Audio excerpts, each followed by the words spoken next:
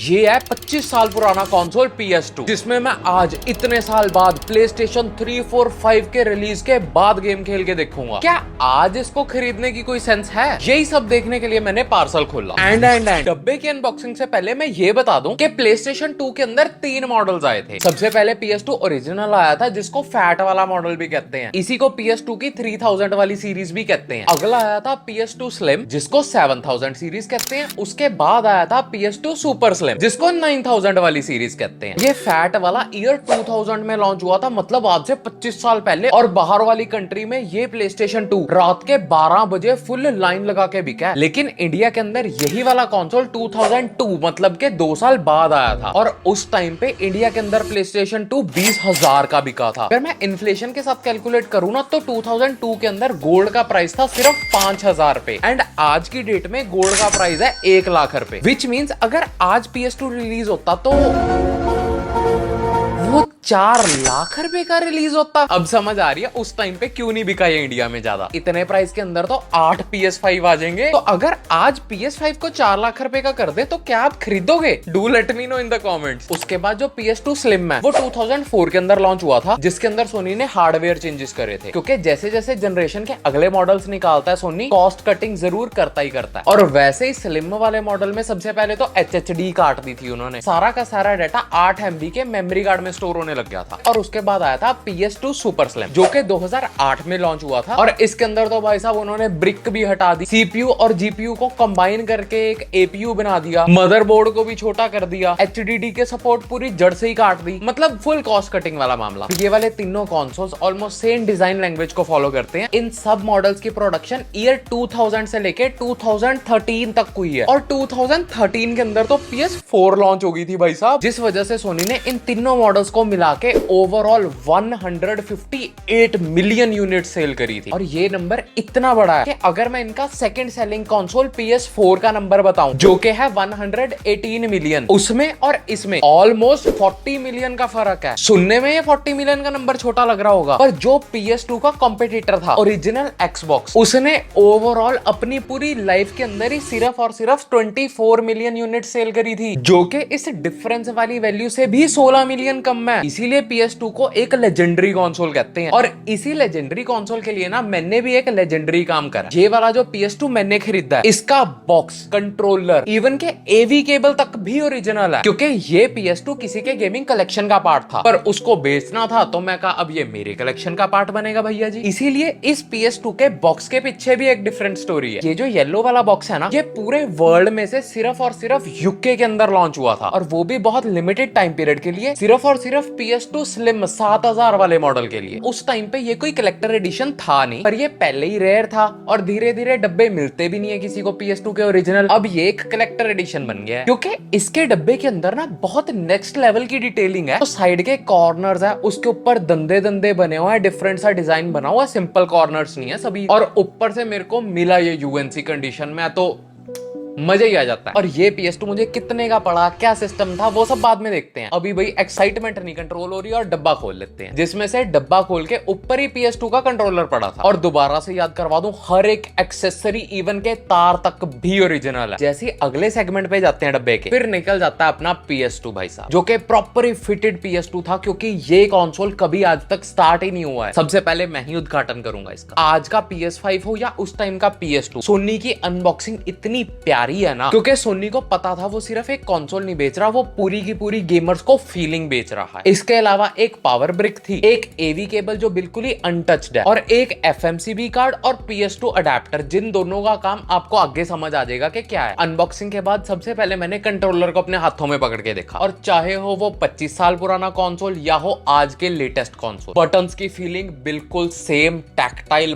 मजेदार। उस टाइम पे वायर वाला कंट्रोलर आता था, जिसकी लेंथ ऑलमोस्ट 8 फीट के अराउंड है, पर जो वायर की थिकनेस है आज के टाइम पे, तो ऐसी थिकनेस मैंने किसी प्रोडक्ट की देखी नहीं है। PS2 सबसे पहला कंसोल था जिसके अंदर जॉयस्टिक की इंट्रोडक्शन हुई थी। इससे पहले PS1 में जॉयस्टिक्स नहीं आती थी, पर बिल्कुल भी फील नहीं होता कि सोनी ने ये पहली बार जॉयस्टिक्स ऐड करी थी। बहुत ही प्रीमियम रबर कोटेड मजेदार जॉयस्टिक्स हैं। आज के टाइम पे एक PS2 का वायरलेस कंट्रोलर भी आता है, पर पर्सनली नॉस्टैल्जिया फील इसी ओरिजिनल वाले से ही होता है। और PS2 को ना मैंने पहली बार लाइफ में अभी 2-3 दिन पहले ही पकड़ा है, और बाय गॉड PS4, 5 के कंपैरिजन रीजन ये इतना ही छोटू सा है। जिसकी सबसे सेटिस्फाइंग चीज दिखाता हूं। इस PS2 को जैसे ही मैंने अनबॉक्स करा ना, इसके ऊपर पता नहीं कोई चौक वगैरह सा लगा हुआ था। जैसे ही मैंने उसको साफ करा तो आई रियलाइज्ड कि ये PS2 एक कंप्लीटली स्क्रैचलेस पीस है, जिसके ग्लॉसी वाले एरिया की अभी तक लेमिनेशन तक नहीं उतरी है, और वो कलर्ड रेट्रो प्लेस्टेशन का लोगो। और ये PS2 एक सील्ड PS2 है, जिसका मतलब ये कभी भी रिपेयर, इसमें कोई भी मोड चिप वगैरह कुछ नहीं लगी हुई। It's completely raw and original, जिसमें गेम डालना थोड़ा मुश्किल हो जाता है, पर आजकल बहुत बढ़िया तरीके आ गए हैं। और मैंने सोचा था कि मैं इस PS2 को अपने ये 65 इंचेस के टीवी के साथ कनेक्ट करके चलाऊंगा, भाई साहब मजा ही मजा। बट इट टर्न्स आउट के इस टीवी के अंदर AV पोर्ट ही नहीं है, और मुझे नहीं पता कि सैमसंग और LG वाले क्यों AV पोर्ट हटा रहे हैं। भाई आज भी सोनी के हर एक टीवी के अंदर सब पोर्ट्स मिलते हैं। सबके घर में ना एक ऐसी जगह होती है जहां पे पुराना टेक भर भर के पड़ा होता है। मैं ना अभी रात में सामान फरोल रहा हूँ, ये सारा कुछ कूड़ा करकट के अंदर, क्योंकि एक PS2 का अडेप्टर आता है जिससे मैं आराम से HDMI वाले टीवियों से कनेक्ट कर सकता हूँ PlayStation 2 को। आई थिंक मेरे पास पड़ी थी, पर इट टर्न्स आउट के ये वो वाली वायर ही नहीं है, ये HDMI स्प्लिटर। बट मुझे एक चीज जरूर मिली, ये उस टाइम की पायरेटेड सीडियां हैं, क्योंकि PlayStation 2 एक DVD प्लेयर भी है, तो मैं ये वाली भी उसके अंदर चला के एंजॉय कर सकता हूँ। तो लेट्स सी भाई क्या सिस्टम है। तो मैंने AV वायर वाला ही टीवी ढूंढा, और इट टर्न्स आउट मेरे लिविंग रूम के टीवी के अंदर AV के पोर्ट थे। तो टीवी के पीछे हाथ डाल के बहुत सारे स्ट्रगल के बाद मैंने फाइनली वो तीनों पिन्स कनेक्ट कर दी। और बाय द वे पहली बारी वो AV की तार खोलने में इतनी सेटिस्फेक्शन मिली, और जैसे ही मैंने पावर ऑन करी, यहाँ हुआ नॉस्टैल्जिया हिट। भाई साहब नॉस्टैल्जिया के मजे तो ले लिए मैंने। मेरे कंसोल में ना कोई मोड चिप ना कुछ, और मैं गेम में कहां से डालूं? तो मेरे पास दो ऑप्शंस थे गेम खेलने के लिए। नंबर 1 और मोस्ट फेमस ऑप्शन है, YouTube भरा पड़ा इस ऑप्शन से, जिसके साथ आपको एक FMCB कार्ड और पेन ड्राइव चाहिए। बेसिकली FMCB कार्ड से एक तरह से आपका कंसोल जेल ब्रेक हो जाएगा, बिना खोले बिना कुछ करे, और पेन ड्राइव में सीधी ISO फाइल इंस्टॉल करके आप ओपन लोडर से जाके आराम से सारी फाइल्स को एक्सेस कर सकते हो और गेम में खेल सकते हो। पर उसके अंदर हमें आती है प्रॉब्लम। पहली और सबसे बड़ी प्रॉब्लम है कि जो आपके कट सीन्स है रुक रुक के चलते हैं। तो भाई PS2 के कुछ गेम्स के कट सीन इतने जबरदस्त हैं, बिना कट सीन के GTA कहां से खेल लोगे, NFS मोस्ट वांटेड कहां से खेल लोगे, और गेम खेलते हुए भी वो तरीका थोड़ा सा लैग होता है। तो ये वाले फेमस वे को तो मैंने डिच कर दिया, और मेरे नोन में एक गगन भैया हैं, उन्होंने मेरे को ये दूसरा तरीका रिकमेंड करा, जिसके अंदर मुझे एक FMCB कार्ड तो चाहिए ही चाहिए, पर पेन ड्राइव की जगह एक PS2 अडेप्टर चाहिए, क्योंकि जो PS2 की मेमोरी कार्ड की स्पीड है वो USB की स्पीड से बहुत ज्यादा है, क्योंकि PS2 के अंदर सिर्फ और सिर्फ 1.5 MB पर सेकंड की USB मिलती है हमें। मतलब क्या ही गेम में एंजॉय करोगे उससे। और ये PS2 के अडेप्टर कार्ड के साथ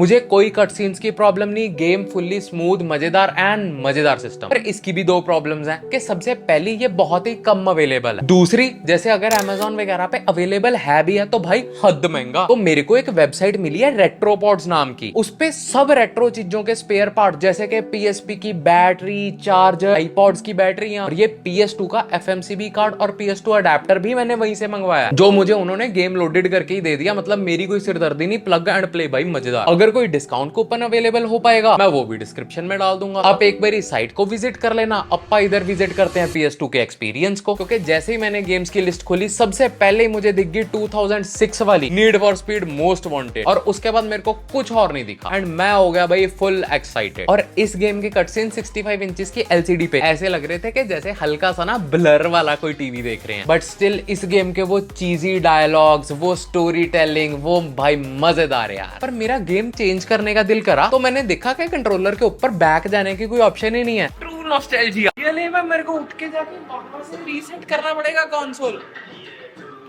भाई ये भी कोई जमाना होता था। पर मैं कहा अगर जमाने में जाना ही है ना तो ऐसे नहीं मजा आ रहा यार LCD के ऊपर। अपा PS2 को कनेक्ट करते हैं एक CTR वाले टीवी के साथ, फिर आएगा असली मजा, फिर हिट होगा असली नॉस्टैल्जिया। और उससे पहले मैं कहा ये एक DVD प्लेयर भी तो है, अपा अपनी पुरानी पायरेटेड DVDयां ही डाल के देख लेते हैं। ये जो आती होती थी 6-in-1 वाली, फिर ये 8-in-1 भाई साहब अवेंजर्स ही देखते हैं। दुनिया जहान के स्क्रैचेस पड़े हुए हैं इसके ऊपर, पता नहीं ये चलेगी भी कि नहीं चलेगी।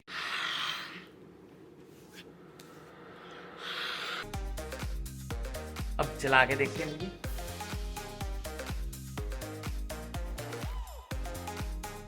आई हैव नो आइडिया कि ये डिस्क खराब है या फिर PS4 का आई साफ वाली सीडी ढूंढता हूँ। ये काफी हद तक साफ है। लेट्स सी ये चलती है कि नहीं चलती। पड़ी हुई चल पड़ी। और फिर मुझे पता लगा कि आजकल हम कितनी ज्यादा हाई क्वालिटी पे मूवियां देख रहे हैं, इज्जत ही बढ़ गई। But now it's time. और जब भी मैंने कंसोल को ऑन करा ना, तब मुझे पता लगा ये जो कलेक्टर्स हैं वो क्यों CTR टीवी भी रखते हैं। 4K पे खेल रहे हैं ऐसे लगता है। फिर मैंने PS2 की गेम लाइन को एक्सप्लोर करा, स्मैकडाउन पे,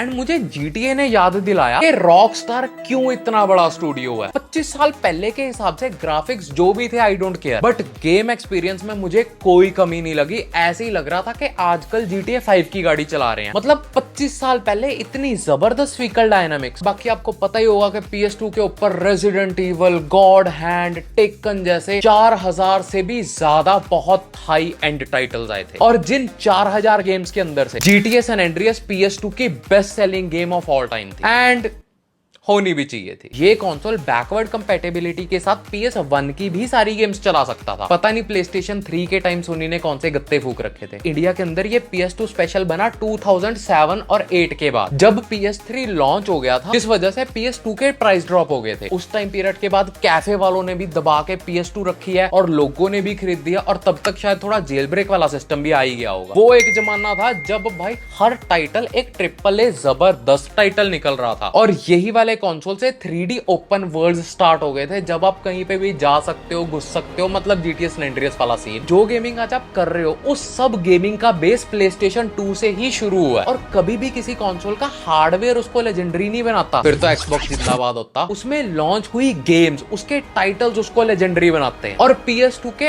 अनगिनत ऐसे टाइटल्स हैं जिनको आज भी खेल लो, वो बिल्कुल ऐसे नहीं लगते कि आउटडेट हो गए। तो अगर ब्रांड्स जैसे NFS मोस्ट वांटेड है, उसका बिना कुछ भी चेंज करे जस्ट एक अपडेटेड रीमेक निकाल दे PS5 के अंदर, अडेप्टिव ट्रिगर्स के साथ, बढ़िया ग्राफिक्स के साथ, वही सेम स्टोरी लाइन, वही सारा कुछ, भाई फुल मजेदार हो जाएगा काम। लेजेंडरी तो बहुत है, पर क्या आपको ये PS2 लेना चाहिए? तो मुझे ये वाला PS2 ऑलमोस्ट अराउंड 5-6 हजार की रेंज में पड़ गया था, जिसमें FMCB कार्ड और PS2 का अडेप्टर मैंने बाद में अलग से खरीदा। प्रैक्टिकलिटी से बात करूं तो PS2 की गेम्स आज के टाइम पे हमारे फोन पे भी बहुत बढ़िया चल जाती हैं, जिसपे आप कंट्रोलर लगा के मजे से खेल सकते हो। और बहुत सारी HDMI वाली गेमिंग स्टिक्स भी आती हैं, जिसको सीधा टीवी में लगाओ और गेम में खेल लो। अगर सिर्फ गेम खेलने से मतलब है तो ये चीजें ज्यादा सेंस बनाएंगी। पर अगर आपको वो नॉस्टैल्जिया जीना है, वो जो प्रीमियम जॉयस्टिक की फीलिंग है, उस फीलिंग को एंजॉय करना है और एक लेजेंडरी कंसोल को अपने कलेक्शन के अंदर ऐड करना है, इन रीजंस की वजह से एक PlayStation 2 को लेना। और जब लोगे तो एक अच्छी लेना, रिपेयर्ड वगैरह के चक्कर में बिल्कुल ना पड़ना।